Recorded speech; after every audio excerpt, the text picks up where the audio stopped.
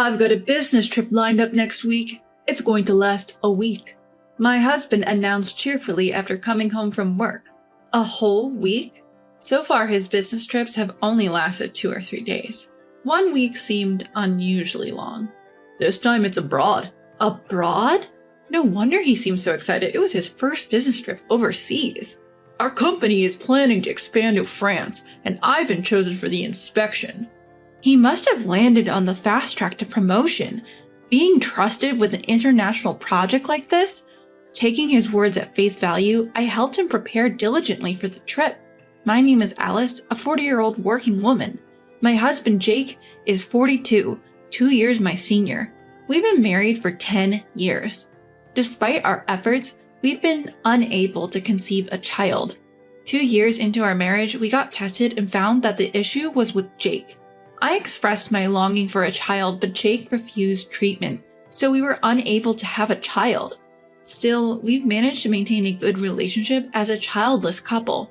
Make sure to bring your passport yourself. 2 days before the business trip, I told him to leave his passport, which should be in his room, in the living room. The next day when I saw it properly placed there, I prepared a suitcase and I felt reassured. However, on the day of his departure, an incident occurred. As luck would have it, I had the day off from work and drove my husband to the train station. When I returned home and was about to turn on the TV in the living room, I noticed the passport still lying there. I was sure he nodded when I asked if he had taken the passport. Why was it still here? Could it be an old passport? I wondered, but upon opening it, that wasn't the case. I hurriedly tried to call my husband, but it seemed his phone was off. I sent him an email and waited, but still couldn't get through.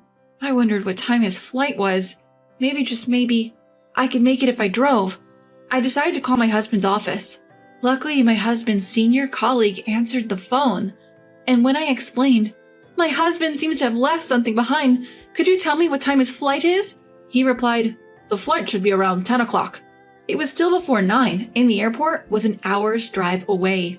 Even though I hadn't been able to reach my husband, I decided to take the passport and head to the airport.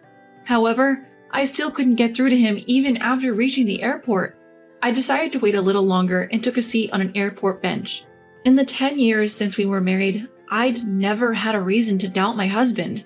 But he spent a lot of time away from home, claiming work or business trips, and I had no idea what he was doing during those times. This time too, if it was indeed an overseas business trip, he must have contacted me by now. Considering he didn't have his passport, could it be, was the business trip a lie? But when I had called the office earlier, it seemed like he really had gone on a business trip. What was going on? As I thought about these things, I started feeling irritated and decided to treat myself to a luxurious lunch alone before heading home. While I was having lunch, I tried to sort out my thoughts, but my suspicion that my husband might be having an affair only grew stronger. Normally, I don't enter my husband's room, but I made up my mind and opened that door. There, I found the dress shirts and business socks I was supposed to have packed in a suitcase. On his computer desk lay a diary. Feeling guilty, I picked up the diary and opened it. The date of today had business trip written on it. The destination was California. What does this mean? Why an overseas business trip? There was no information in the diary. I started up my husband's computer. Since I have a laptop that I use for work, I never use my husband's computer, so he probably never expected me to touch it. Without having to input any password, his computer started up. Looking through his emails, they all seemed to be work-related, nothing suspicious. I opened all the folders one by one, but nothing seemed to be of concern. Was I overthinking this? But something didn't add up. Suddenly, I decided to check his internet history. Then, I stumbled upon a shocking truth. Night fell, and I finally received a call from my husband. "What's going on? You've been trying to contact me all day." He sounded annoyed. Somehow I managed to stay calm and asked, "Where are you right now? You left something behind." "I've just landed in France. What did I leave behind?" At that moment, I thought I heard a woman's voice in the background, but I only conveyed the necessary information. "Your passport." "What?" Hearing my husband's flustered voice, I quickly lied. "Just kidding. You left behind one of your dress shirts. Can you manage with washing and such?" He sighed. "I'm not a kid. I can manage with one less shirt." Trying to sound as calm as possible, I said, "Right. Do your best on your trip," and hung up the phone. A week later, on the day my husband was to return home, I took the day off and waited at home. This week seemed both long and short at the same time, a strange feeling indeed. I was keeping a low profile in the living room when he came home in the evening. I was prepared to wait until midnight if necessary, as I wasn't sure what time he'd return. But he came back earlier than expected. My husband walked into the dimly lit living room. "Welcome home." When I called out from the shadows, he was so surprised that he fell on his backside. "Alice, weren't you supposed to be at work? Turn on some lights at least." "I finished work, so I took the day off. I was so spaced out that I forgot to turn on the lights." That's what I said. But in truth, I just wanted to see his face when he returned from his trip with his mistress. "I'm sorry, I forgot to pack your shirts. I bet the laundry is piled up, right? I'll help you unpack." I tried to take his suitcase, but he pulled it away quickly. "There are some work documents in there. I'll unpack it myself. I'll take out the laundry later." With that, he retreated to his room. Of course, there were no work clothes in the suitcase that I had packed. He was clever enough to realize that, but still, why did he do such a thing? Did he take me for granted? After a while, he came out of the room carrying a large pile of laundry. Of course, he had rumpled the clothes he had left behind as if he had used them. Smiling, I took the clothes from him. "I'm really sorry. There were only 5 shirts for a week-long business trip, right? Were you okay?" He looked away. "Yeah, I managed washing them." As he responded awkwardly, I kept cheerfully talking to him. "Hey, didn't you bring any souvenirs?" Then he sat down on a living room chair, distancing himself from me. "I was busy, I didn't have time for that." As we talked, I prepared a beer for him. He opened the beer. I grabbed the remote and turned on a show I had recorded. "Hey, this show was on the other day. Let's watch it. It's about Yosemite National Park in California. It's so beautiful. It makes me want to go. Jake, have you ever been there?" He glanced at me, then quickly looked away and shook his head. "Nah, I've never been to California." I feigned surprise. "Really?" When I said that, he nodded. Now it's my turn to counter. I shoved the screen of my smartphone in front of him. "But you've been to Yosemite National Park, and the food was delicious, wasn't it?" What was displayed on my phone was a blog post. When I checked his computer in his room, I found a blog that he frequently visited in his internet history. Looking at the blog, I saw a family from behind. The author of the blog seemed to be a man. Between the man and the woman, there was a young boy. If you just looked at this, you could guess it was a parenting blog. But the problem was the man. I couldn't see his face, but the clothing and stance were undoubtedly my husband's. When I saw that, I panicked and hyperventilated. After a while, I managed to calm down and search for the blog on my smartphone. I bookmarked it without hesitation. Then I opened my planner. I hadn't noted down the days my husband was working overtime, but I did write down his business trip days. Comparing those dates with the dates on the blog, almost every post contained a picture featuring my husband.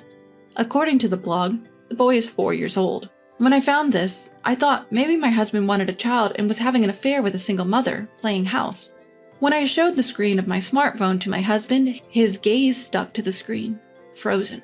"This is your blog, isn't it?" My petrified husband started to wave his hands in panic. "Huh? What are you talking about? What do you mean?" I could tell his voice was rising, and more than anger, laughter welled up within me. I pulled out my husband's casual clothes from the laundry he had given me earlier. "You wore this outfit yesterday, didn't you? Look at this picture. You're diligent, updating your blog even on a trip." I showed him another blog post. "And this outfit is the same, right?" To prevent him from making excuses, I had taken his clothes out of the chest of drawers. As I pulled out his clothes while comparing them with the blog, my husband seemed to give up, started to sob, and began to kneel down in an apology. "I'm really sorry. It was just a momentary lapse. A girl I met at a bar seemed to take a liking to me, and she said she was a single mother, so I got caught up in advising her." "Oh, isn't that interesting? Taking your mistress along on a company trip? How impressive." As I looked at my husband with cold eyes, he continued without looking up. "No, you've got it wrong. She wanted to go to California, and it just so happened my business trip was to Yosemite, so we met up there." "Are you serious?" My husband kept his head down and begged for forgiveness. "It was just a moment of weakness. I'll break up with her. I won't see her again, so please forgive me." I let out a sigh. That's a cheap apology. With that, I placed the divorce papers in front of him. When he checked the divorce papers, he once again apologized dramatically. "I'll pay compensation money. Don't say we're breaking up." I could only sigh. Cheating for 5 years on a whim, that's half our married life. Upon hearing those words, my husband's face changed color. I continued. So you thought if you said it was a business trip abroad, you could secure time for a family trip? Saying you're going to France but actually going to California? What's that about? At least bring your passport properly. Didn't I check whether you had your passport this morning? It seems you didn't check properly because you didn't need the passport anyway. At that, my husband looked up as if he had realized something. On the phone you said I forgot my white shirt. That's right, I heard a woman's voice from behind you and you lied to me that you were already at the destination. So I assumed you were lying about the passport. If you had realized that you really forgot your passport, you might have run away as it is. When I presented my husband's passport to him, he seemed to finally realize he had left it behind.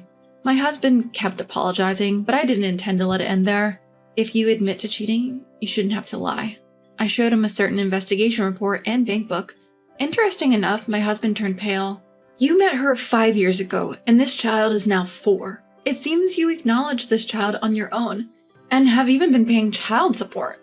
When I found evidence of his affair in our bedroom, I immediately called my lawyer friend. She agreed to meet me that very day, so I took as many pictures as I could of my husband's diary, the clothes he wore in his blog posts, and headed to meet her. My friend agreed that he was undoubtedly having an affair and suggested that I hire a private investigator for more concrete evidence. The investigation confirmed without a doubt that the child was indeed my husband's secret offspring. After that, I went back home and checked my husband's bank book, only to be shocked once more. 60,000 yen was being deposited into the same account every month. The account holder's name was a woman's. It was probably child support. He used to complain about not getting raises, but it seems he was earning well enough. The money was just disappearing into child support. I might not have noticed if it weren't for this. We each managed our own bank accounts, and this wasn't the account we used for household expenses. I would never have seen it. My husband turned pale and couldn't utter a word. I showed no mercy. After all, you're not supposed to be able to have kids, right? Is that boy really yours? When I laughed and said this, my husband finally retorted, That hospital's examination must have been wrong. It was your fault we couldn't have kids. Well, that doesn't matter anymore. I've left everything to my lawyer. Thanks to you being away on a business trip to France for a week, I've gathered plenty of evidence. When I said this in a sarcastic tone, he became enraged, realizing he had no way out. I'll pay whatever compensation I owe, just get out! I picked up the voice recorder that I had left on the kitchen counter. Everything you lied about is recorded here. Bye. I had decided to bring up divorce, so I had recorded everything just in case. My husband was alternating between anger and panic. I didn't pay him any attention and walked out of the house with my bag. My husband watched me leave without much resistance, perhaps thinking I might return if he apologized again later. After all, as far as he could see, everything in the house remained untouched. I wonder when he'll open the door to my room. I've moved out all the necessary items, so my room is now completely empty. Thinking about this made me feel somewhat happy, and I returned to my company dorm. Later, I formally requested compensation from my husband, and the divorce was settled smoothly. Of course, I also received compensation from the woman he cheated with. My ex-husband was berated by his mistress for revealing their affair. However, he seemed troubled by something I had said, so he asked her if the child was really his. She replied candidly, I don't know whose child it is. At the very least, you were just a cash cow. My ex-husband sent me an email detailing his side of the story with the other women, playing the tragic hero. At first, I found it amusing, but I lost interest when I found out that he was forced to resign from his company and was living in poverty, so I blocked his emails. I have no idea what happened to him after that. I started a comfortable life in the company dorm, doing things I couldn't do while I was married, like going out for drinks leisurely and traveling with my colleagues. I'm enjoying my life.